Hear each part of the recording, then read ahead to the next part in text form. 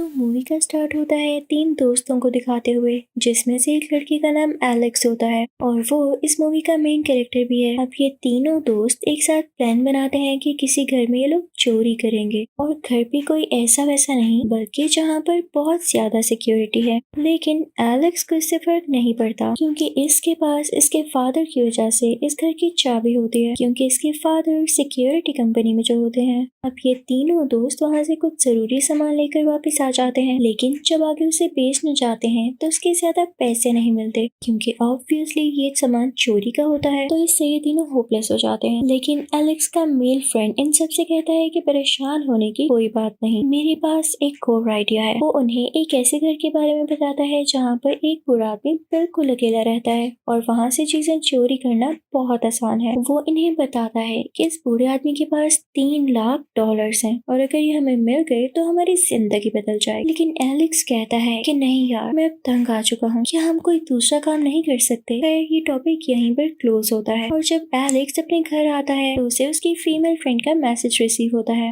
उस लड़की का नाम होता है रोकी। उस मैसेज में ये लिखा हुआ था कि मेरी एक छोटी बहन है जिसके लिए मैं कुछ करना चाहती हूँ, और ऑब्वियसली इस मैसेज का यही मतलब था कि एलेक्स उस बूढ़े के घर में चोरी करने के लिए तैयार हो जाए। अब ये तीनों उस बूढ़े के घर में चोरी करने के लिए बिल्कुल तैयार होते हैं। अब ये लोग पहले तो उस बूढ़े के घर पर नजर रखते हैं और अब ये बूढ़े को देख भी लेते हैं, जो कि ब्लाइंड होता है। आर्मी में होने की वजह से कोई इंसिडेंट हुआ और इसकी आंखें चली गई। लेकिन यहाँ चोरी करने से एक मसला भी था कि इस बूढ़े के घर के बाहर एक बहुत बड़ा डॉग भी था, जो कि बहुत खतरनाक लग रहा था। और जाहिर है इस घर की भी सिक्योरिटी काफी हाई थी। लेकिन एलेक्स के पास इस घर की भी चाबी होती है। अब वो सबसे पहले जाके डॉग को बेहोश करते हैं, उसके बाद अलार्म को ऑफ करते हैं। ये लोग बहुत खुशी खुशी मेन गेट की तरफ बढ़ते हैं ताकि दरवाजा खोलते ही अंदर जाकर ये लोग चोरी कर सकें। लेकिन ये क्या, दरवाजे पर तो और कई तरह के लोग लगे हुए थे और एलेक्स के पास तो सिर्फ एक ही चाबी थी। तो ये सब बहुत हैरान हो जाते हैं। तो रोकी कहती है सब्र करो, मुझे ऊपर खिड़की से अंदर जाने दो। वो ऐसा ही करती है,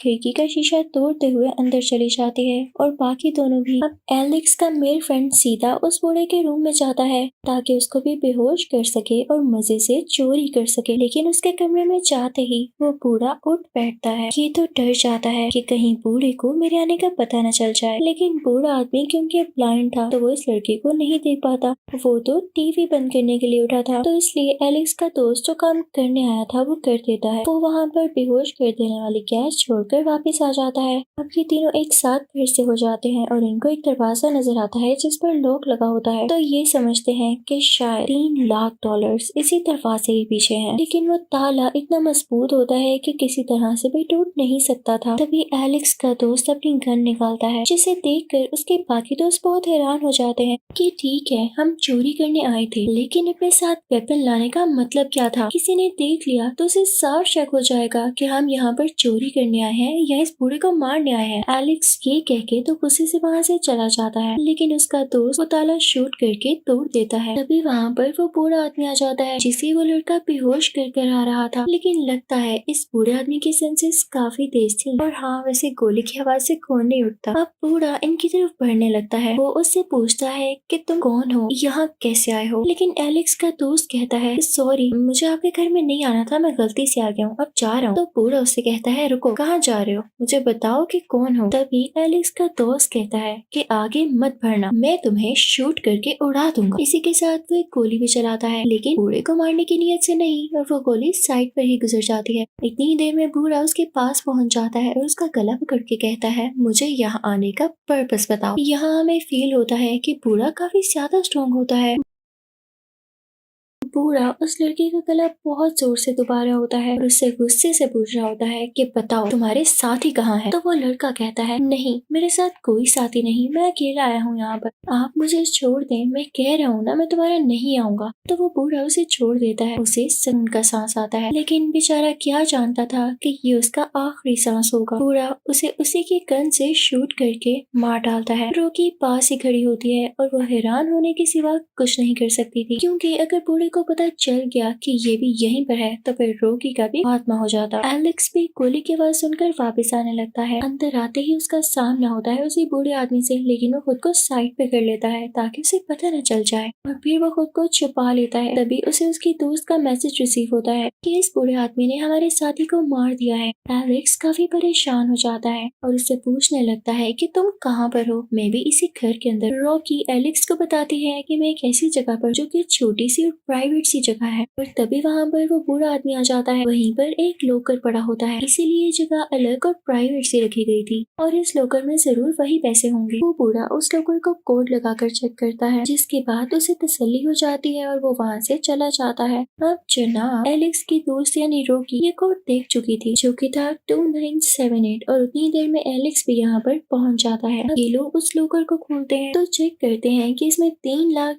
की जगह सिर्फ $1 लाख है, लेकिन ये भी इनके लिए काफी होते हैं। तो ये लोग इन सब पैसों को लेकर जाने लगते हैं, लेकिन इससे पहले कि इस रूम से बाहर जा सकते ओल्डमैन खुद ही इस रूम में आ जाता है क्योंकि वो इनके दोस्त की डेड बॉडी को छुपाना चाहता था। तभी ओल्डमैन को आवाज आती है जो कि एलेक्स के पाँव की थी, तो वो उस तरफ गन पॉइंट कर देता है कि शायद वहाँ पर भी कोई है। तो एलेक्स और रॉकी सोचते हैं कि अब न हिलेंगे और न ही सांस लेंगे, क्योंकि अब ये लोग जरा सा भी हिले तो इनकी जान जा सकती है। इसीलिए तो इस मूवी का नाम डोंट ब्रीथ है। कुछ देर गुजर जाने के बाद बूढ़े आदमी को लगता है कि शायद उसके कानों ने गलत सुना और वो दोबारा से अपने काम में मसरूफ हो जाता है और डेड बॉडी को वहाँ से ले जाता है। उतनी देर में एलेक्स और रॉकी भी वहाँ से निकल जाते हैं। अब एलेक्स और रॉकी बेसमेंट में चले जाते हैं ताकि वहाँ से एस्केप कर सके और ऊपर हम उसी बूढ़े आदमी को देखते हैं जिसको इन लोगों के जूतों से ये रियलाइज हो जाता है कि इसके घर में और भी कोई है। और जब उसे अपना लॉकर चेक करने पर उसके अपने पैसे नहीं मिलते तो उसे बहुत ज्यादा गुस्सा आता है। अब उधर हम एलेक्स और रॉकी को देखते हैं जिन्हें बेसमेंट में एक और लड़की नजर आती है और इस लड़की को उसी बूढ़े आदमी ने रखा होता है। ये लोग उस लड़की के पास जाते हैं और उससे पूछते हैं कि तुम यहाँ क्या कर रही हो। तो वो लड़की इन्हें न्यूज़पेपर का एक पीस दिखाती है जिस पर कोई न्यूज होती है। इनफैक्ट कई साल पहले इस बूढ़े आदमी की बेटी को किसी ने गाड़ी से हिट करके मार दिया था और जिसने ऐसा किया था ये वही लड़की थी जिसे बूढ़े आदमी ने अपने बेसमेंट में कैद किया हुआ है। अब एलेक्स और रॉकी इस लड़की को छुड़ा के अपने साथ बाहर ले जाने लगते हैं, लेकिन दरवाजा खोलते ही ये अपने सामने उसी बूढ़े आदमी को पाते हैं जो इन पर फायरिंग शुरू कर देता है और एक गोली उस बेचारी लड़की को भी लग जाती है जिसको इसने कैद करके रखा हुआ था। लेकिन जब बूढ़े को पता चलता है कि उसने एलेक्स और रॉकी के अलावा बेचारी इस लड़की पर गलती से शूट कर दिया तो उसे काफी दुख होता है।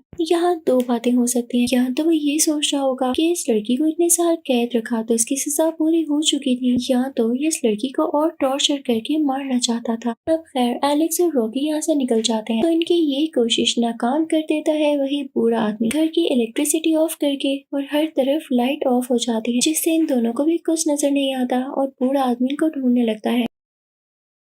अब यहाँ पे जो भारी पड़ रहा था वो था बूढ़ा आदमी, क्योंकि वो तो अपने घर की हर कॉर्नर को जानता था। एलेक्स और रॉकी यहाँ पर नहीं थे तो उनके लिए अंधेरे में यहाँ से एस्केप करना काफी मुश्किल था। बूढ़ा आदमी गन लेकर इनको ढूंढ रहा होता है। रॉकी अंधेरे में उसे हाथ लगाने वाली होती है, लेकिन तभी उसे एलेक्स आवाज देता है, रॉकी। ये आवाज तो बूढ़ा आदमी सुनकर उसी तरफ शूट करता है वहाँ से आवाज आई थी। तो इस तरह से एलेक्स ने रॉकी की जान बचा ली थी अपनी जान को खतरे में डालकर, लेकिन यहाँ पर उसे कुछ नहीं होता। वो लोग दोबारा से यहाँ से निकलने की कोशिश करते हैं। अब एलेक्स जहाँ पर छुपा होता है ओल्ड मैन भी वहाँ पर पहुँच जाता है और उसका गला दबाने लगता है। इनफैक्ट एलेक्स एक शेल्फ के पीछे छुपा होता है जो कि वो उसी बूढ़े आदमी पर गिरा देता है। इसके बाद एलेक्स और रॉकी बेसमेंट से ऊपर आ जाते हैं, लेकिन देखते हैं कि इनके सामने वही डॉग बैठा हुआ है। तो ये लोग और ऊपर चले जाते हैं और तब तक बूढ़ा आदमी दोबारा आ जाता है जो कि इनको शूट करना चाहता था। अब उसी रूम में एक जगह होती है जहाँ से बाहर निकला जा सकता था। उतनी ही देर में वो डॉग भी वहाँ पर आ जाता है जो कि एलेक्स पर हमला कर देता है, खिड़की से नीचे गिर जाता है और जहाँ पर वो गिरा था वो फ्लोर शीशे का होता है,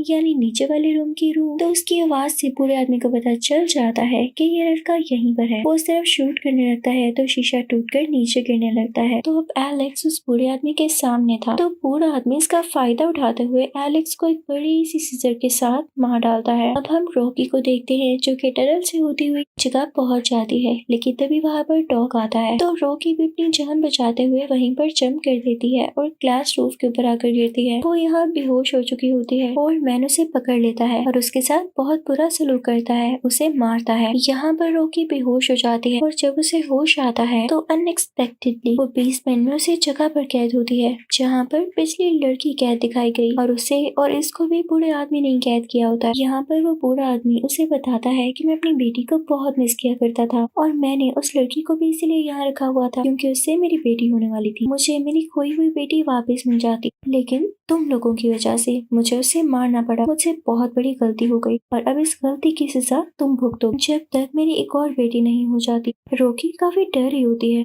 तभी हम देखते हैं कि एलेक्स जिंदा होता है। इनफैक्ट जब बूढ़ा आदमी उसे सीजर से मार रहा था तो एलेक्स ने अपनी बॉडी के ऊपर अपने दोस्त की बॉडी रख दी थी और बूढ़े आदमी को ये लगा कि जैसे उसने बॉडी के अंदर ही सीजर मारी है, वो आकर बूढ़े आदमी पर बड़े से हथौड़े से वार करता है और उसके हाथ बांध देता है। फिर वो रॉकी को अपने साथ लेकर ऊपर आ जाता है ताकि फाइनली यहाँ से दूर जा सके। अब ये लोग यहाँ से निकलने वाले होते हैं कि तभी वो बूढ़ा आदमी भी पीछे आ जाता है और एलेक्स को शूट करके मार डालता है। रॉकी दरवाजा खोलने में कामयाब हो जाती है। बाहर सुबह का टाइम होता है और रॉकी भागते हुए आगे निकल जाती है। उसके साथ चुराए हुए पैसे भी होते हैं, यानी $1,00,000। वो ये सब अपनी बहन के लिए कर रही थी और उसे जल्द घर पहुँचना था, लेकिन उस बूढ़े आदमी का कुत्ता यानी डॉग उसके पीछे लग जाता है। रॉकी उसे गाड़ी में बंद कर देती है। अब वो आगे जाने ही वाली होती है कि तभी वो बूढ़ा आदमी वहाँ पर दोबारा आ जाता है और उसे पकड़कर यानी किडनैप कर अपने साथ ले जाता है। तभी रॉकी को एक आइडिया आता है कि क्यों ना वो घर में लगे हुए सारे अलार्म्स को ऑन कर दे और जब हर जगह से शोर होगा तो इस बूढ़े आदमी को ये नहीं पता चलेगा कि मैं कहाँ पर से गुजर रही हूँ।